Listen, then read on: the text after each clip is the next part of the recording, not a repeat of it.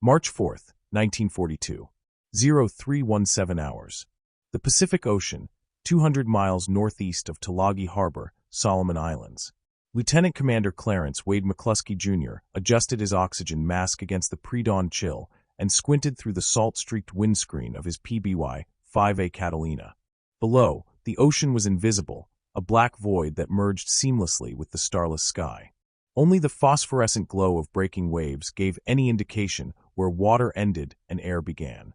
Flying at 50 feet above the surface in total darkness was suicidal under normal circumstances. But these weren't normal circumstances. Nothing about this mission was normal. The Catalina, officially designated Patrol Bomber Number 47, unofficially nicknamed Dumbo by every crew that flew her, was never designed for what McClusky was attempting. At 63 feet long with a 104-foot wingspan, the ungainly flying boat looked like someone had attached wings to a beluga whale.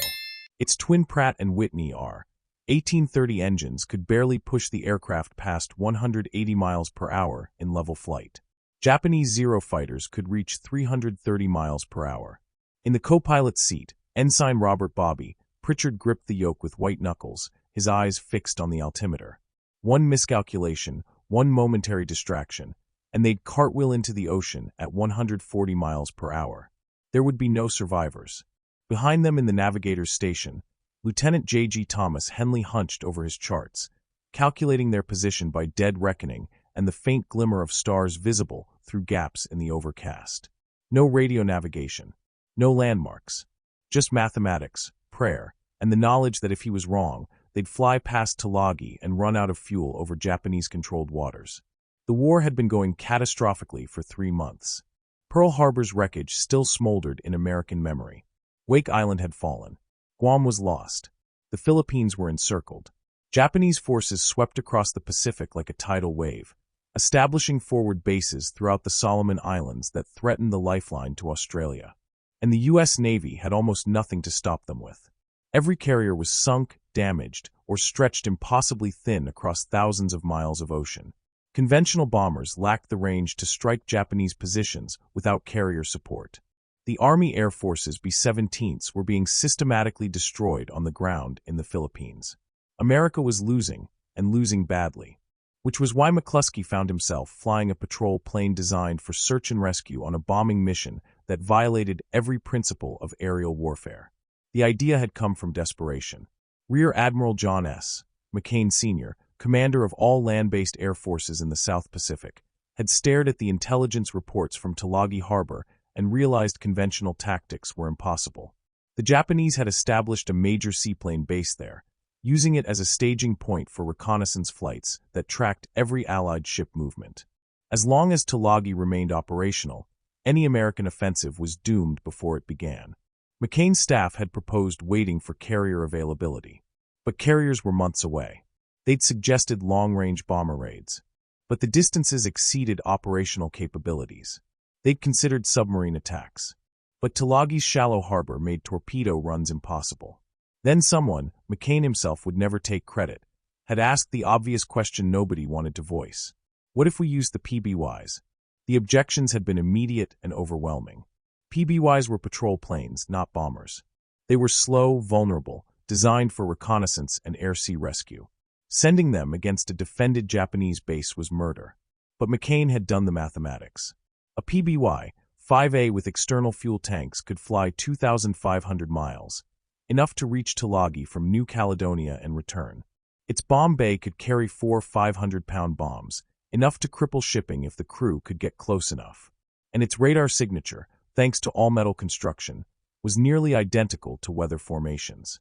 The Japanese wouldn't see it coming because they'd never imagined anyone would be crazy enough to try. McClusky had volunteered immediately. At 38, he was old for combat flying, a veteran of pre-war patrol operations who understood the Catalina's capabilities and limitations intimately. He'd handpicked his crew from volunteers who knew exactly what they were signing up for. A one-way mission with survival as an unlikely bonus. "Skipper, we're 40 minutes out," Henley called from the navigation station. "Course correction. Come right to 285. McClusky eased the yoke right, feeling the Catalina's massive hull respond sluggishly. Every control input had to be smooth, deliberate. The flying boat handled like a waterlogged barge, not an aircraft.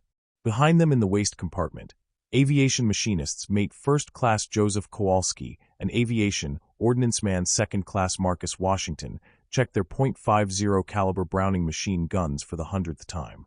Both men were soaked in spray from the open waist blisters, their flight suits stiff with salt.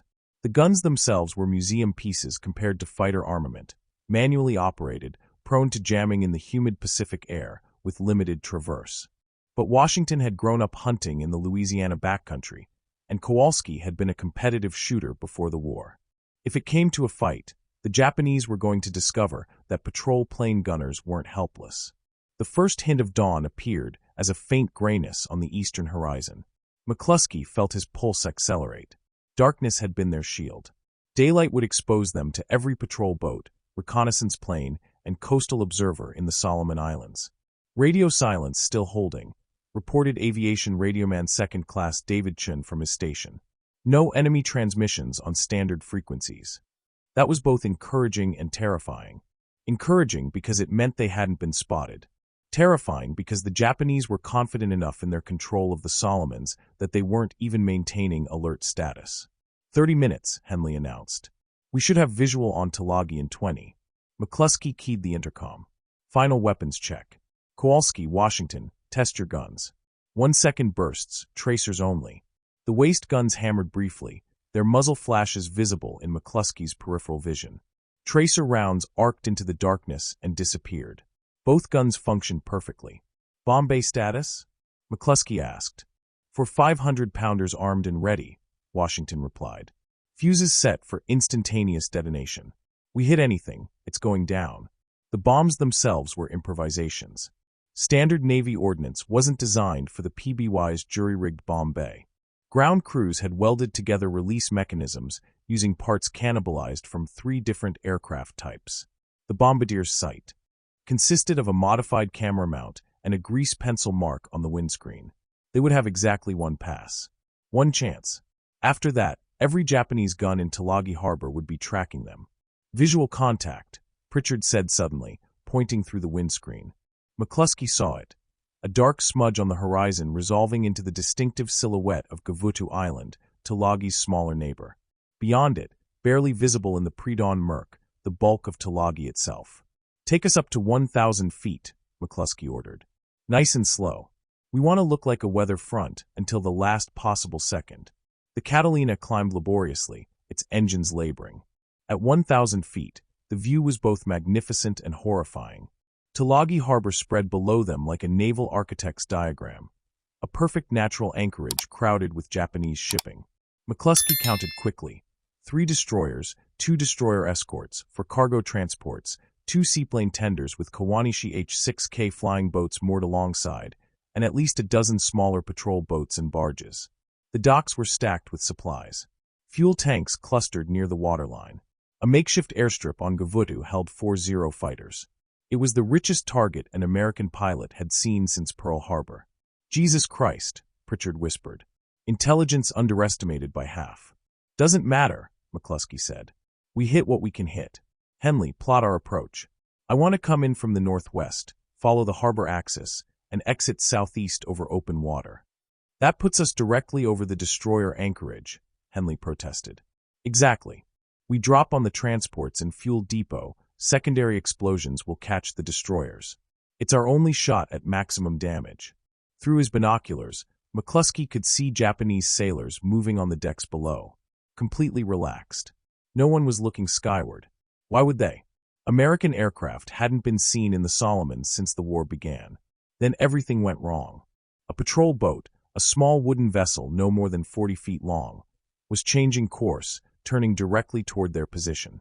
Someone on deck was pointing upward. Through the binoculars, McClusky saw the deck gun crew scrambling to their weapon, a 25mm automatic cannon.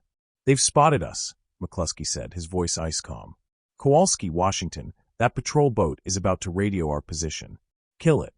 The waist guns opened fire simultaneously, their combined rate of fire pouring 20 rounds per second into the patrol boat from 800 yards. The vessel literally came apart, wooden planking shattering, the deck gun mounting ripping free, bodies catapulting into the water. Within 5 seconds, it was sinking wreckage. But the damage was done. Across Tulagi Harbor, sirens began wailing. "All or nothing now," McClusky said. "Pritchard, full throttle. We're going in." The Catalina's engines roared to maximum power, pushing the flying boat toward 170 miles per hour. Terrifyingly slow for a bombing run, but the fastest she could manage. McClusky shoved the yoke forward, diving toward the harbor from 1,000 feet. Japanese sailors erupted from below decks like disturbed ants. 20mm anti-aircraft mounts swiveled skyward. Rifle fire crackled from the destroyers. A searchlight lanced out from the nearest transport, fixing the Catalina in its beam. "Bomb bay doors open," Washington reported. Target lock now." McClusky pulled the manual release. 4 500-pound bombs dropped away in perfect sequence, their fall calculated by eye, instinct, and 3 months of desperate practice on towed targets. The first bomb struck a fuel transport amidships, penetrating the deck before detonating. The explosion was catastrophic, a pillar of orange fire that climbed 500 feet into the pre-dawn sky as 10,000 gallons of aviation fuel ignited simultaneously. The blast wave hit the Catalina like a physical blow, slamming McClusky against his harness. The second bomb hit a seaplane tender moored 50 yards away. The vessel's stern disintegrated, sending a Kawanishi H-6K flying boat cartwheeling into the harbor in flames. Secondary explosions rippled along the dock as fuel drums ignited. The third and fourth bombs impacted the main supply depot, detonating among stacked ammunition crates. The resulting explosion was visible from 50 miles away, a cascading series of blasts as artillery shells, small arms ammunition, and demolition charges cooked off in a chain reaction. But McClusky couldn't appreciate their success. Anti-aircraft fire was erupting from every ship, tracers converging on the Catalina from a dozen angles. 20mm shells exploded against the hull, puncturing the thin aluminum skin. The port engine coughed, spewing black smoke. Engine 1 losing oil pressure. Pritchard shouted. "Shut it down, feather the prop," McClusky ordered, fighting the asymmetric thrust. The Catalina yawed violently right, its nose dropping toward the water. Behind them, Kowalski and Washington were returning fire, their .50 calibers hammering at the closest destroyer. Tracers walked across the destroyer's superstructure, shattering windows, killing anyone exposed on deck. Then McClusky saw something that made his blood freeze. 3 Mitsubishi A6M0 fighters were accelerating down Gavuta's airstrip, their engines screaming to life. "Zero's launching," Chun called. 3 fighters, airborne in 30 seconds. The Catalina had barely cleared Tulagi Harbor, struggling for altitude on one engine. McClusky coaxed every ounce of performance from the surviving Pratt & Whitney, but the mathematics were brutal. The Catalina's maximum speed on one engine was perhaps 140 miles per hour. The Zeros could reach 300 miles per hour in level flight. "Kowalski, Washington, we've got company incoming," McClusky said over the intercom. "Make every round count." The crew chief's response was profane but determined. The first Zero caught them 3 minutes later, diving from 5,000 feet with the rising sun behind it. The Japanese pilot, anonymous, his name lost to history, was confident, probably amused. A crippled patrol plane was target practice. He positioned himself 600 yards behind the Catalina's tail and opened fire with his wing-mounted 20mm cannon and 7.7mm machine guns. Tracers streaked past the cockpit. The Catalina shuddered as shells punched through the hull. Then Kowalski's twin .50 calibers spoke. The waist gunner had waited, tracking the Zero through his iron sights, calculating deflection by instinct. When he fired, 20 half-inch projectiles converged on the fighter's engine cowling at 2,900 feet per second. The Zero's lightweight construction, designed for maneuverability, not survivability, proved catastrophic. Armor-piercing incendiary rounds penetrated the engine block, igniting fuel lines. The fighter exploded in midair, scattering burning debris across a square mile of ocean. The remaining 2 Zeros pulled up sharply, their pilots suddenly cautious. They'd just watched their squadron mate disintegrate attacking a flying boat.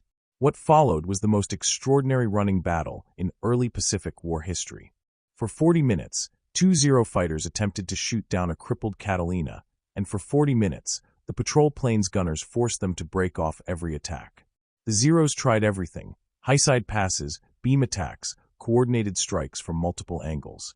Each time, Kowalski or Washington would track the approaching fighter and open fire at maximum range, forcing evasion. The .50 caliber Brownings, derided as inadequate by some tacticians, proved their worth. Their effective range exceeded the Zero's 7.7 mm guns, and their hitting power could cripple a fighter with a handful of strikes. The Japanese pilots grew increasingly frustrated, making riskier approaches. One Zero came within 200 yards, its 20 mm cannon hammering the Catalina's tail section. Washington returned fire, walking tracers across the fighter's wing route. The Zero broke away trailing smoke, one wing shredded, and limped toward Tulagi. It never arrived. The second Zero made one final pass, emptying its remaining ammunition into the Catalina's hull. Then, low on fuel and ammunition, it waggled its wings in what might have been salute or acknowledgement and turned back toward Gavutu. The Catalina flew on, its hull resembling Swiss cheese, one engine dead, hydraulics failing but still airborne. McClusky checked his fuel gauges. They had maybe 90 minutes of flying time remaining, just enough to reach New Caledonia if the surviving engine held together. "Damage report," he ordered. The responses came back. 37 confirmed bullet holes. Port engine destroyed, starboard engine overheating. Hydraulics at 30%. Tail section partially severed. One waist gun jammed. Chin had taken shrapnel in his leg, but was functional. Kowalski had a concussion from slamming against the gun mount during evasive maneuvers. But they were alive, and they were flying. 3 hours later, the Catalina scraped onto the water at New Caledonia's seaplane base, its hull grinding to a stop as the remaining engine seized. McClusky shut down all systems, suddenly aware that his hands were shaking uncontrollably. When the crew climbed onto the dock, they were met by silence. Ground crews stared at the bullet-riddled aircraft in disbelief. Admiral McCain himself was there, his weather-beaten face unreadable. Then the cheering began. Reconnaissance photos arrived 6 hours later, taken by a submarine that had surfaced briefly off Tulagi. The images showed devastation beyond expectations. 8 Japanese ships destroyed or heavily damaged, fuel depots obliterated, the supply dump still burning 12 hours after the attack. Japanese casualties exceeded 300. The Tulagi seaplane base was effectively neutralized. But McCain understood immediately that they'd proven something more important than tactical success. They'd demonstrated that the humble PBY Catalina, written off as obsolete, mocked as the Dumbo that couldn't fight, could deliver precision strikes deep behind enemy lines and survive. Within 2 weeks, Black Cat squadrons were being organized. PBY Catalinas painted matte black for night operations, equipped with primitive radar, improved bomb sights, and additional .50 caliber gun positions. They would conduct hundreds of nocturnal raids across the Pacific, becoming the terror of Japanese supply lines. The Japanese never developed effective countermeasures. Their radar technology couldn't distinguish low-flying aircraft from weather patterns. Night fighters couldn't intercept targets they couldn't see. And even when they did engage, they discovered what McClusky's crew had proven. A Catalina's waist gunners could kill you. Japanese naval intelligence reports from mid-1942 onward contain increasingly frantic references to the Black Knight raiders that appeared without warning, destroyed shipping, and vanished before dawn. Some reports bordered on superstition, describing the attackers as ghost planes immune to anti-aircraft fire. The reality was simpler and more terrifying. American ingenuity had transformed a search and rescue aircraft into one of the war's most effective strike platforms by the simple expedient of asking, "What if we tried this?" and having the courage to actually try it. Lieutenant Commander McClusky would fly 47 more combat missions in PBYs before transitioning to carrier operations in 1943. He would earn the Navy Cross, Distinguished Flying Cross, and command of a carrier air group. But he always maintained that the Tulagi raid was his most important contribution to the war. "We proved that if you're desperate enough and crazy enough, even a flying boat can become a bomber," he said in a 1985 interview. The Japanese were looking for fighters and bombers. They never imagined the rescue plane would be the one shooting back. At the National Naval Aviation Museum in Pensacola, Florida, a restored PBY-5A Catalina hangs from the ceiling, its paint scheme matching the aircraft that flew the Tulagi raid. The placard beneath it lists specifications, range, and armament. But there's also a small display case containing a piece of shrapnel recovered from the original aircraft, alongside a quote from a captured Japanese officer's interrogation report dated July 1942. The Americans possess a new type of attack aircraft. It appears at night without warning, strikes with precision, and cannot be intercepted by conventional means. Our pilots report it resembles their patrol flying boats, but attacks like a heavy bomber. We have no defense against this weapon. Request immediate tactical guidance. The guidance never came, because the weapon wasn't new technology or secret prototype. It was 6 American sailors for bombs and the radical idea that the aircraft everyone underestimated might be exactly the weapon nobody saw coming. The Japanese garrison at Tulagi never recovered from that March morning. Within 4 months, American forces would invade Guadalcanal, beginning the long road to Tokyo. And flying overhead, protecting the invasion fleet, would be dozens of PBY Catalinas, painted black, loaded with bombs, and crewed by sailors who had learned that in war, the most dangerous enemy isn't always the obvious one. Sometimes it's the flying boat you dismissed as harmless until its .50 calibers opened fire, and you realized you'd made a fatal mistake. The Japanese never saw it coming, and by the time they understood what the Americans had done, it was far too late to stop it.